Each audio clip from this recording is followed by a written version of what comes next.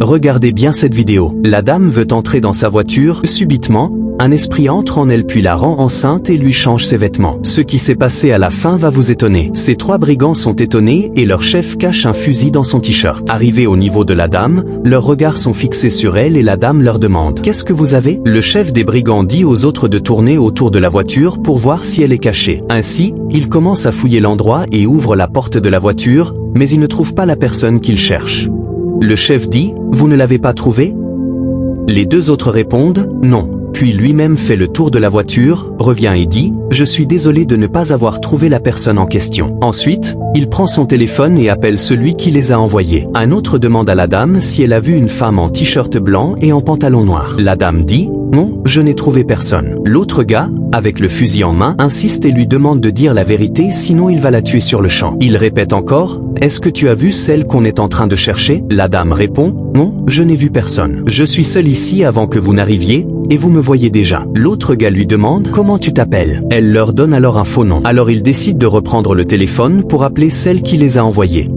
Le gars dit « Allô madame, nous n'avons pas trouvé la personne dont tu nous as fait le portrait. La dame qu'on a vue est une femme enceinte en robe. Vraiment madame, je n'aime pas qu'on me fasse perdre mon temps.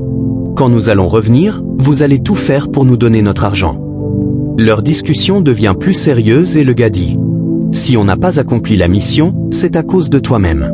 Alors, il faut apprêter notre argent avant que nous ne revenions, sinon nous ne serons pas d'accord avec toi, car c'est une autre femme que nous voyons ici. » Pendant qu'ils parlent au téléphone, leurs paroles étonnent la dame. Enfin, l'autre lui dit « Donc tu n'as pas vu la femme qui portait un t-shirt blanc et un pantalon noir ?» Elle répond « Non, je n'ai vu personne. » Puis l'autre commence à la menacer avec le fusil en disant « Si tu l'as vue et que tu nous l'as cachée, quand on va découvrir ça, tu vas voir. » La dame dit encore non, puis ils s'en vont. Après leur départ, la dame est très inquiète de l'esprit qui est entré en elle et l'a rendue enceinte. Elle se pose des questions. Aussitôt, l'esprit sort d'elle, c'est une jeune fille en panier blanc qui apparaît et lui dit « C'est moi qu'il cherche à tuer, mais je ne voulais pas qu'il te fasse du mal. C'est pourquoi je suis entré en toi pour te sauver. Il faut vite partir d'ici et rentrer à la maison. C'est ta copine qui a comploté contre toi. » Puis elle s'en va et disparaît.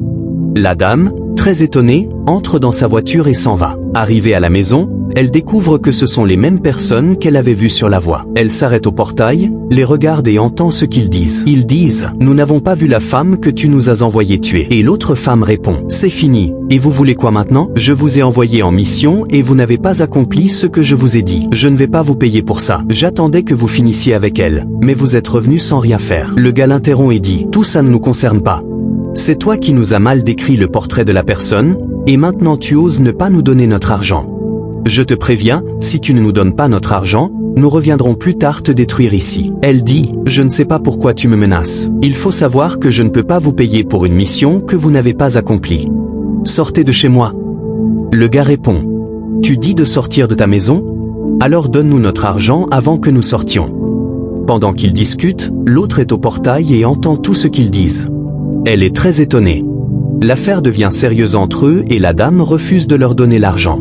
Le gars dit enfin « Madame, ce n'est pas grave. Si vous avez trouvé quelque chose, vous pouvez nous donner ça maintenant. » Cette dernière leur répond « Sortez de chez moi, je ne vous donne rien. » Le gars, très énervé, lui dit « Tu nous as pris pour n'importe qui, c'est pourquoi tu nous traites comme ça. Mais tu vas comprendre. » Puis la dame les insulte et ils s'en vont. Pendant qu'ils sortent, l'autre, qui avait entendu, sort rapidement et se cache derrière la maison. Les gars sortent très en colère et s'en vont tous. Après leur départ, elle dit « Des vauriens comme ça. » Enfin, l'autre rentre dans la maison avec la rage et lui dit « Arrête, qu'est-ce que vous venez de dire ici maintenant? Donc, c'est toi qui as envoyé les bandits pour me tuer ?» L'autre dit « Oui, je voulais en finir avec toi et heureusement ils ne t'ont pas vu. » Elle demande « Qu'est-ce que je t'ai fait de mal ?» L'autre répond « Je suis fatigué de toi. Depuis ton arrivée dans cette maison, je ne trouve plus la paix. À tout moment tu me contrôles et tu es devenu propriétaire des biens de mon père, jusqu'à contrôler la grande société de mon père. » L'autre, très fâché, la gifle et dit « Tais-toi vite, tu es très mauvaise. Je suis la seule personne qui peut bien gérer cette société. J'ai commencé à y travailler depuis 5 ans, et ça ne fait que 2 ans que tu es venu travailler avec nous.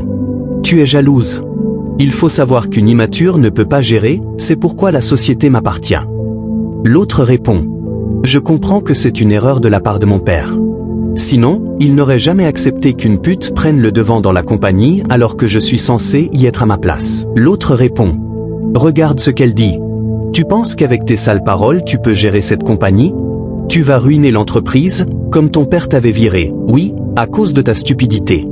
Je devrais te regarder tout réduire à néant, à écouter tes rêves. L'autre réplique. Tu gères quelque chose qui ne t'appartient pas. C'est à ton patron en premier. Si tu veux t'en charger, c'est parce que tu penses que mon père est en retard sur quoi que ce soit. Tu crois avoir ton mot à dire sur ma vie? Tes jours dans l'entreprise de mon père sont comptés. L'autre, furieuse, la gifle, mais elle continue à l'embêter jusqu'à ce qu'elle veuille partir. L'autre l'attrape et dit. Tu penses que tu vas partir comme ça? Cette affaire, je vais la dire à ton père, parce que je vois que tu voulais me tuer. Alors tu me connais très mal. Maintenant nous allons à la police régler cette affaire. Et elle commence à tirer sur l'habit qu'elle porte. L'autre refuse d'y aller, commence à lui demander pardon et se met à genoux. Pardonne-moi, je ne savais pas avant de le faire.